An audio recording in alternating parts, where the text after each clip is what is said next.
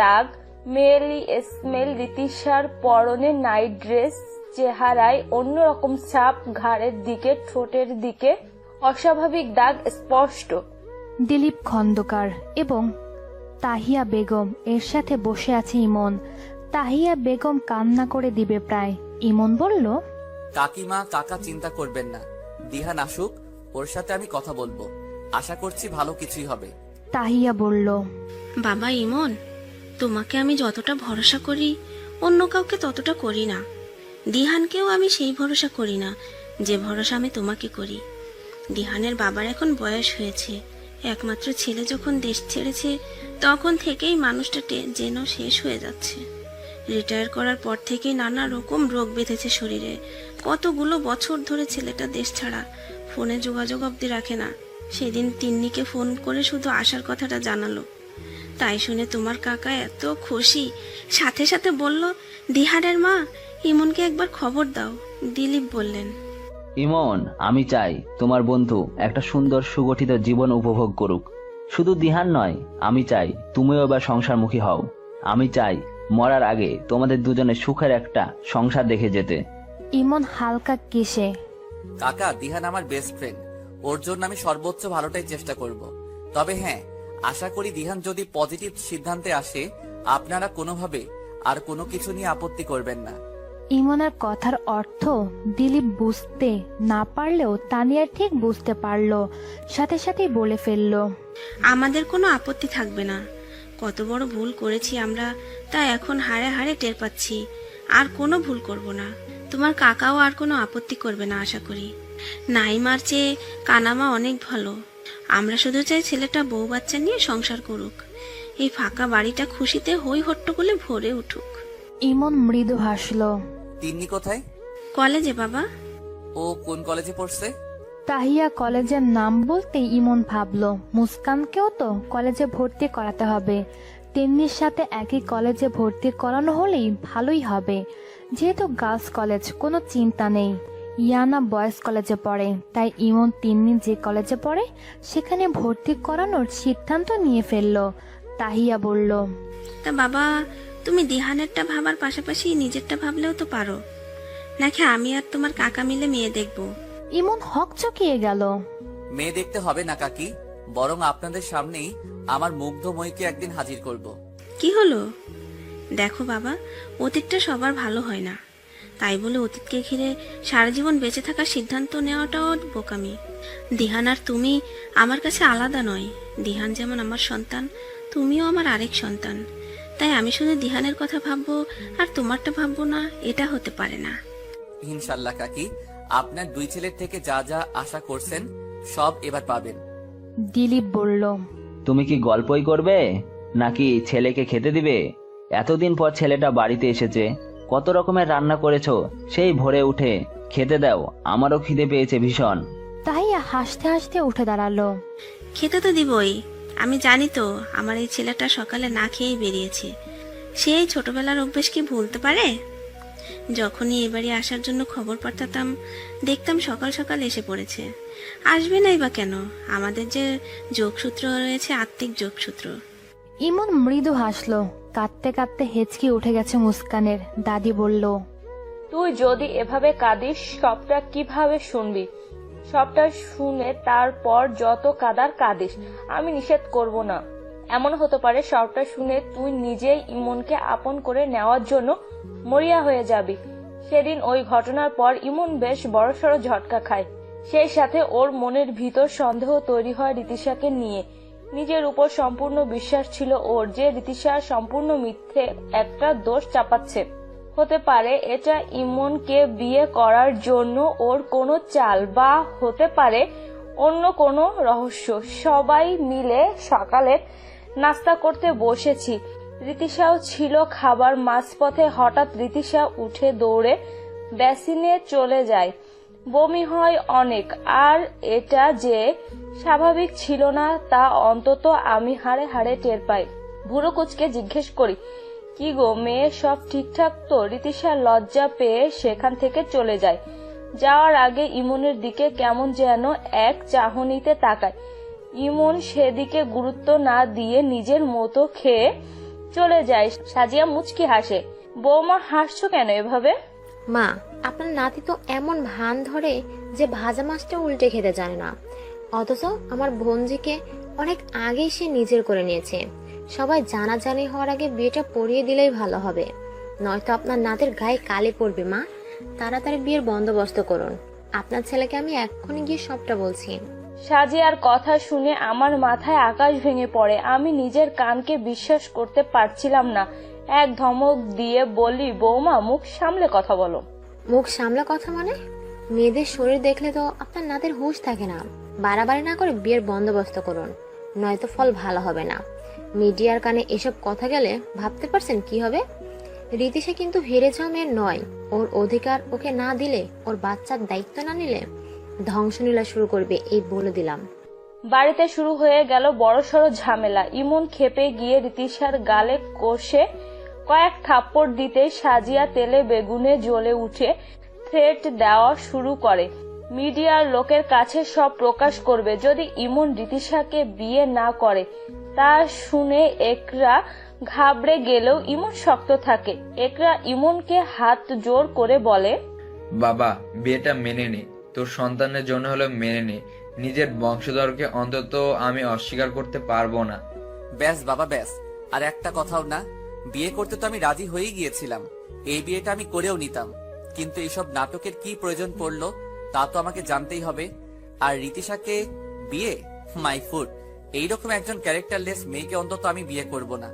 রীতিশা সাজিয়া ভয়ে এক ঢোক গিলল। নিজেকে স্বাভাবিক রেখে বলল, ইমন, প্লিজ, কেন নিজের সন্তানকে অস্বীকার করছো? ভুলে গেছো তুমি সেই রাতের কথা? শ্যাট আপ, নির্লজ্জ মেয়ে। ঘৃণায় আমার থুতু ফেলতে ইচ্ছে করছে তোর দিকে। ভালো ক্যারেক্টারের মেয়েরা কখনো নিজের গায়ে নিজেই কলঙ্কের দাগ লাগায় না। তাহলে তুই কতটা জঘন্য, কতটা নিচু জাতের ভেবে দেখ। ইমন, চুলের মুঠি ধরে যে তোকে এখনো এই বাড়ি থেকে বের করিনি সেটা তোর ভাগ্য। ইমন চৌধুরীর গায়ে দাগ লাগাতে এসেছিস, এবার দেখ ইমন চৌধুরী তোর কি হাল করে। বলেই ইমন বাড়ি থেকে বেরিয়ে যায়। সাজিয়া বলে, দেখেছো দেখেছো, তোমার ছেলে কতটা নিচ হয়ে গেছে। নিজেই অপরাধ করে এখন নিজেই অস্বীকার করছে।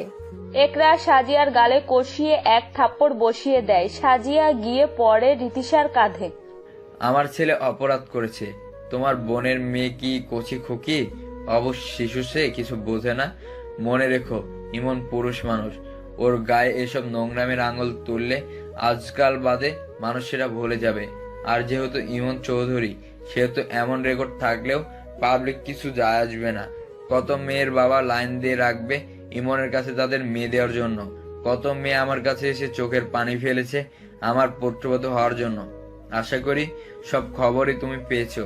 যা ক্ষতি হবার বা বদনাম হবার তোমার বোনের মেয়েরই হবে। তাই সময় থাকতে আসল ঘটনা কি সেটা বলো, এতেই মঙ্গল।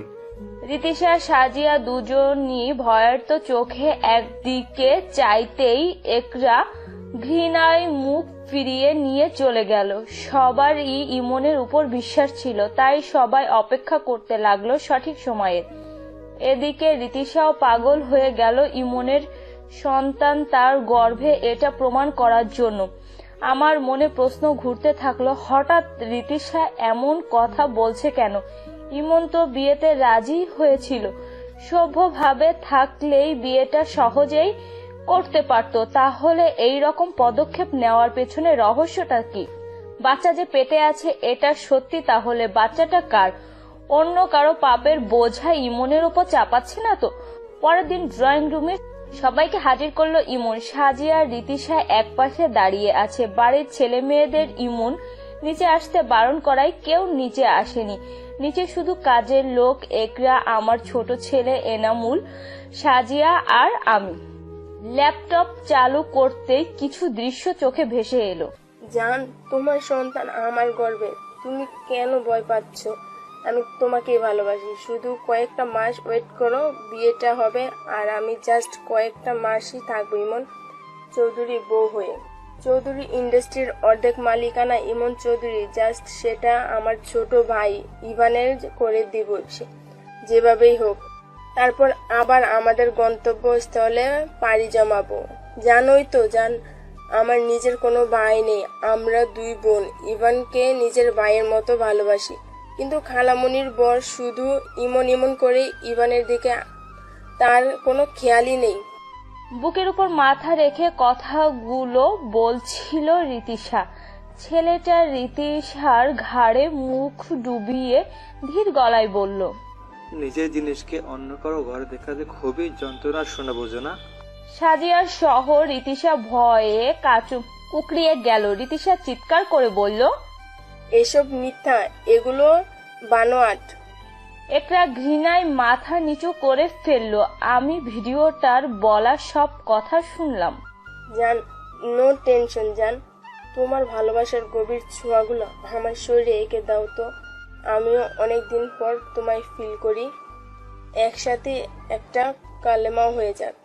ছেলেটা রীতিশার সাথে অন্তরঙ্গ হতে নিতে ইমন ভিডিওটাও অফ করে ফেললো। রীতিশা নানাভাবে সবাইকে বলতে লাগলো, ইমন হাতে তালে বাজিয়ে জোরে হাসতে লাগলো। বাহ, কি খেলোয়াড় ভাবা যায়। নষ্টামি করবি বয়ফ্রেন্ডের সাথে, পাপের ফল চাপাবি আমার ঘাড়ে।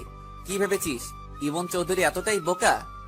রীতিশা ভয়ে এক ঢোক গিলল। সাজিয়া একরাকে বলল, কোথাও ভুল হচ্ছে, রীতিশা নয় এটা। একরা বলল, সি, এতটা জঘন্য তোমরা? ইভান আমার সন্তান, ইভানের জন্য তোমাদের ভাবতে হবে না। ইভানকে নিয়ে ভাবার ওর বাবা, ওর বড় ভাই বলেই। ইমনকে বলল, আমি যাচ্ছি, তোমাদের সিদ্ধান্তই শেষ সিদ্ধান্ত। আমি ইমনকে বললাম, দাদু ভাই এসব তুই কিভাবে পেলি? দাদি, তোমার নাতির সম্পর্কে আর কারো ধারণা থাকুক বা না থাকুক, তোমার নিশ্চয়ই আছে। সেদিন বিয়ে বাড়ির অনুষ্ঠান থেকে রীতিশা বেরিয়ে আসার পর কোথায় গিয়েছিল, কতক্ষণ লেট করেছে, সব A to Z আমি জানি। প্রুফ সহ সবাইকে দেখালাম। এরপরও আমার ক্ষমতা সম্পর্কে কারো সন্দেহ আছে? মিস রীতিশা, জাস্ট 1 ঘন্টা টাইম দিলাম। এর মধ্যে এই বাড়ি থেকে না বেরোলে পুলিশের হাতে দিতে বাধ্য হব। মুস্কান নিঃশব্দে কেঁদে যাচ্ছে। তারপর থেকেই দাদু ভাই আর কাউকে বিশ্বাস করতে পারে না। নিজের মায়ের করা বেইমানি গুলো রীতিশার করা বেইমানি দেখে ওর মনটা বিষিয়ে যায়। তাই সিদ্ধান্ত নেয় এসবে জড়াবে না, সারা জীবন একাই পার করে দিবে। আমরা কেউ ওকে বিয়ের জন্য রাজি করাতে পারিনি। আমরা তো ধরেই নিয়েছিলাম ছেলেটা বোধ হয় নিঃসঙ্গ জীবনই পার করবে, কিন্তু যখন ওর মুখে তোর কথা শুনলাম তখন যেন আশার আলো দেখতে পেলাম। মুস্কান চোখ তুলে তাকালো, গাল দুটো নোনা জলে ভরে উঠেছে। দাদি মাথা নাড়িয়ে বলল, হ্যাঁ রে, তোর এই নমনীয়তা, তোর দায়িত্ববোধ, তোর সাহসিকতা সবটাতেই মোহিত হয়েছে তিনি। মুস্কান লজ্জায় মাথা নিচু করে ফেলল। দাদুভাই মুখে না বললেও দাদুভাই যে তোকে খুব করে চায় সেটা আমরা সবাই জানি।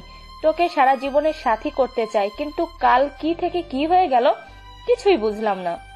মুস্কান কান্না মিশ্রিত গলায় বলল, উনি তো আমাকে এসব বলেনি, আর উনি আমার থেকে কিছু শুনেননি। বলেই কাঁদতে লাগলো। দাদুভাই কেমন জানিসই তো, অল্প কথার মানুষ, অল্পতেই বোঝাতে চেয়েছে।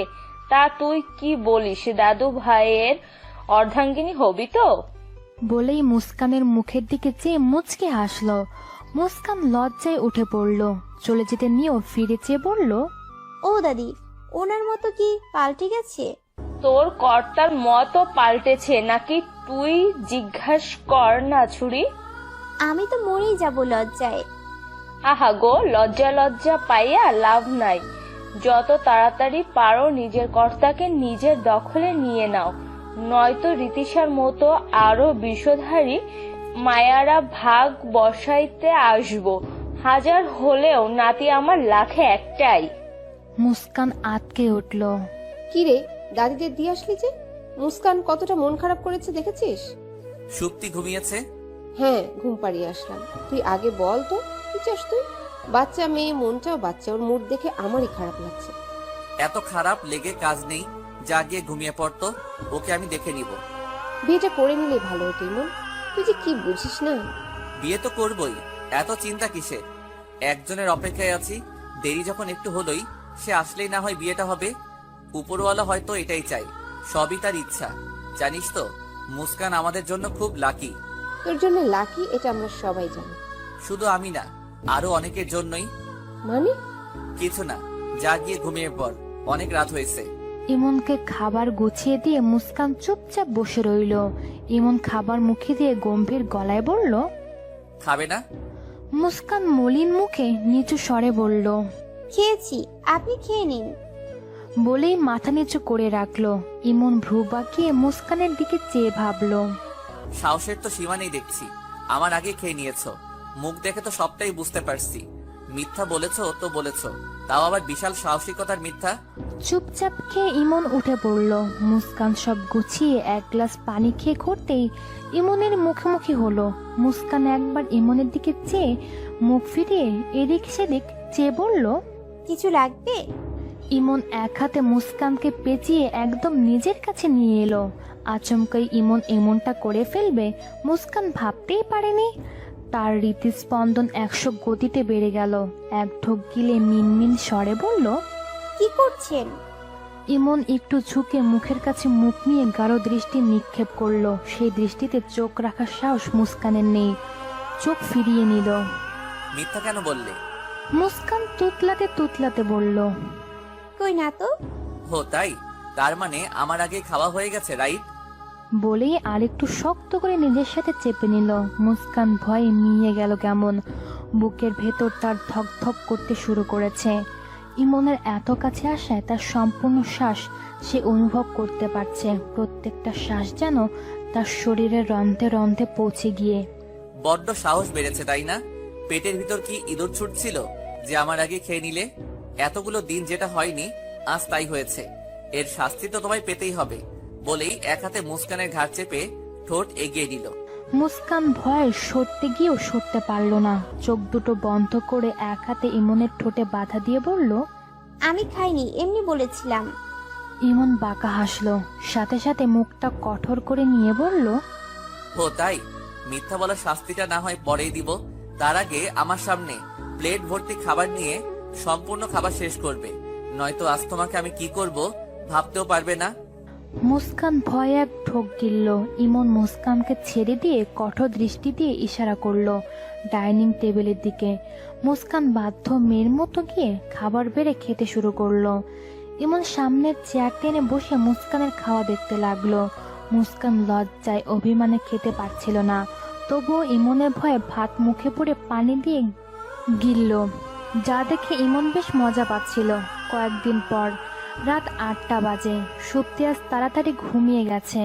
শায়রি রুমে বসে পরীক্ষার খাতা দেখছিল। ঘুম ঘুম পাচ্ছে, তাই রান্নাঘরে চলে গেল কফি বানাতে। কফি বানিয়ে রুমে আসতে নিতেই হঠাৎ কেউ তাকে কোমর পেঁচিয়ে একদম পাশের রুমের দেয়ালে নিয়ে ঠেকালো। কফিটা শায়রির রুমের সামনেই পড়ে গেছে। শায়রি একটা চিৎকারই কানে ভেসে এলো। সাথে সাথে মুস্কান দৌড়ে বেরোলো রুম থেকে। আপা, কি হয়েছে ওখানে? আর কোনো সাড়া পেল না। রুমেও শায়রি নেই। পাশের রুম থেকে দরজায় হাতাহাতের আওয়াজ পেতেই মুস্কান ভয় পেয়ে যায়। আপা আপা করে যেতে নিতেই দেখলো পিছন থেকে শায়রি মুখ চেপে ধরে আছে। কিসব বলছে বুঝতে পারলো না, তবে এটা ঠিক বুঝলো বাড়িতে ডাকাত পড়েছে। দৌড়ে গিয়ে রান্নাঘর থেকে একটা লাঠি নিয়ে এলো। দরজায় কাছে আসতেই দেখলো শায়রির চোখ দিয়ে অনবরত পানি ঝরে যাচ্ছে। সামনের লোকটার দিকে অদ্ভুতভাবে চেয়ে আছে। কালো শার্ট, কালো প্যান্ট, গলায় সাদা কাপড়, মাফলারের মতো পেঁচানো। লম্বা চওড়া লোক দেখেই মুস্কান কয়েক পা এগোলো। উদ্দেশ্য মাথা বরাবর একবারই দেওয়া, কিন্তু তার কাছে ইমন ব্যাগরা দিল। পেছন থেকে এক হাত পেট পেঁচিয়ে রুম ছেড়ে বেরিয়ে গেল। মুস্কান চেঁচাতে শুরু করলো, আল্লাহ গো, ডাকাত ডাকাত, বাড়িতে 2টা ডাকাত পড়েছে। দিহান চমকে পেছন ঘুরতে মেঝেতে ইয়া পড়া এক লাঠি দেখতে পেল। মুস্কানের কণ্ঠ তার কানে পৌঁছেছে। ভ্রুযুগল কুচকে শায়রির দিকে তাকালো। শায়রির চোখে পানি মুছে নিজেকে স্বাভাবিক করে বলল, মুস্কান। দিহান ভ্রু কুচকেই বলল, ডাকাত মানে? আর লাঠি? শায়রি বাম হাতে ডান হাতের কোনোই চেপে এক দীর্ঘশ্বাস ছেড়ে বলল, তুই? দিহান হকচকে গেল। ভ্রু উঁচিয়ে বলল, আমি ডাকাত? শায়রি কিছু বলল না, অন্যদিক চেয়ে রইল। দিহান অন্যদিকে মন না দিয়ে আবারও শায়রির অনেকটা কাছে গিয়ে দাঁড়ালো। কেমন আছিস? সেটা তোর না জানলেও চলবে। কেন এসেছিস সেখানে? চলে যা। Set up. আমি এখানে তোর জন্য আসিনি, আমি আসছি আমার মেয়ের জন্য। আমি এসেছি আমার মেয়ের মাকে আপন করে নেওয়ার জন্য। রেডি থাকিস নেক্সট ফ্রাইডে বিয়ে। হোয়াট? পাগল হয়ে গেছিস তুই? এতগুলো বছর পরও তোর মাথা থেকে ভূত নামলো না? আমার পক্ষে তোকে বিয়ে করা সম্ভব নয়। এখন তো হ্যালো বন্ধুরা, পরবর্তী পার্ট খুব তাড়াতাড়ি আসবে, তো সবাই অপেক্ষায় থাকো। আর চ্যানেলটি যারা এখনো সাবস্ক্রাইব করনি তারা পরবর্তী পার্ট দেখার জন্য চ্যানেলটি সাবস্ক্রাইব করে রেখো। ধন্যবাদ সবাইকে, আমাদের সাথেই থেকো।